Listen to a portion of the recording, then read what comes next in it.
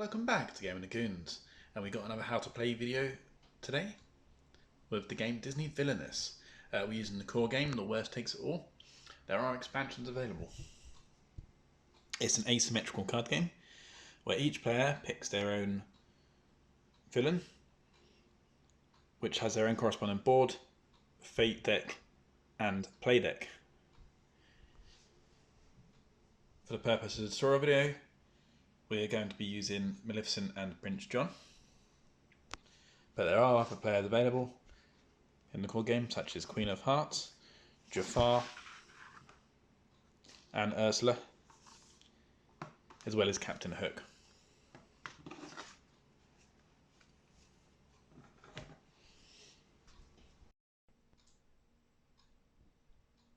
Because the game is asymmetrical, you can match up different players. So Prince John to win 20 power, Maleficent to place a curse in all of her locations, Captain Hook has to find and defeat Peter Pan at Jolly Roger. Plus with the expansions there are multiple combinations. Each goal or objective is referred to in the player guides, and it's strongly recommended they're understood before you start the game. To set up the game, make sure each person's got their boards, their deck set up, and their little villain guide here. Their villain guide tells you objectives to win, so for Prince John, it's start your turn, release 20 powers, and it's recommended that you read and understand the villain guide before you start play. There are reference cards in the game, which give indication of what each action means, as well as the objectives of each of the villains in play. It's recommended that players have access to these reference cards, or at least understand the objectives of the other player. So to begin the game, every player draws 4 cards. They're normally hidden from the players, but we're keeping them in view for the purpose of this video. There are 4 types of cards. You've got item cards. They get attached to any location you choose. You must pay the cost in the top left corner. So that's power. If you're player 1, you don't start with any tokens. If you're player 2, you start with 1. If you're player 3 and 4, you start with 2. And if you're player 5 and 6, you start with 3. That's your currency in the game. You have allies. Again, get placed at location of your choosing, but you must pay the cost indicated there. Effects, you pay the cost. You resolve the card action, so you may move an ally to any location and then perform a vanquish action. Effects get discarded immediately, and there is one special card called the condition. Conditions played if the conditions on the card are met, so during their turn, so during another player's turn. If another player has 6 or more power, you may play greed and get free power. Since Prince John is all about collecting as many of these tokens as possible, that is fairly useful.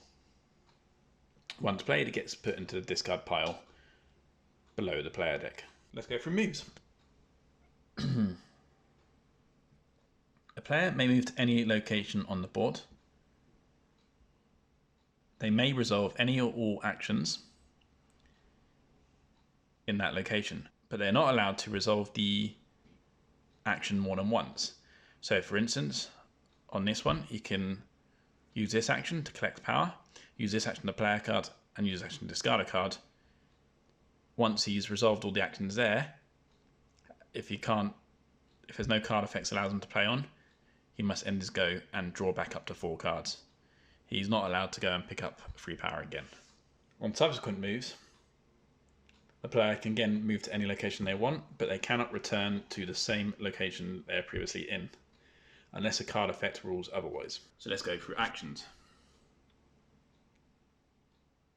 So the first action is gain power. The numbers here indicate how much power you take.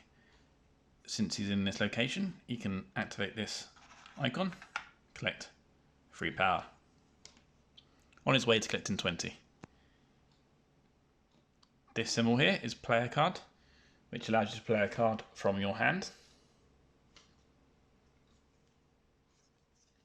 but you must pay the cost here.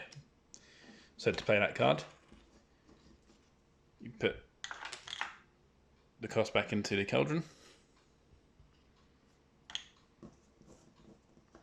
and then play the card any location of your choosing. You can link up allies as so if you so wish. The combined strength of the allies is indicated on the bottom left corner. So that's 2 strength, 4 strength. So this location has an ally total of 6 strength. That's useful for dealing with heroes when they come up. If a card has this activate symbol on it, it may be reactivated on your turn, providing there's a action matching that in one of these locations and you are in that location. That allows you to pay the power cost again to reactivate the effect on the card.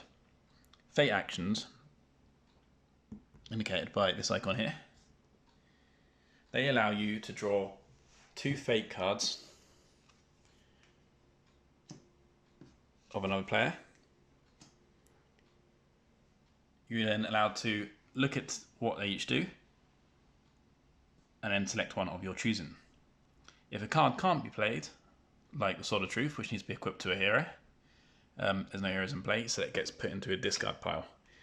If you couldn't play the second card, the same thing happens and the fate action's resolved. If it's a hero, it gets played to the top location of your choosing, and what it does is it blocks the actions from being used in that location. When they're revealed, Maleficent can collect 2 power. She could also move an ally or an item. She now cannot do that until the hero has been dealt with. When a fate action is played, you use this token to indicate that it's been played. In more than 2 player games, that person cannot be targeted by another fate action again until a fate action has been resolved against another player. So if a fate action was resolved against Prince John, any of the players without that token can be targeted, where Prince John cannot be targeted again. This icon here allows you to move an item or an ally, so that can move that ally over there. This means this location has an ally of 4 strength, this location has an ally of 2 strength. Please note allies may have their individual card actions, which you must read, and if they conflict with the rules, you must follow the card action.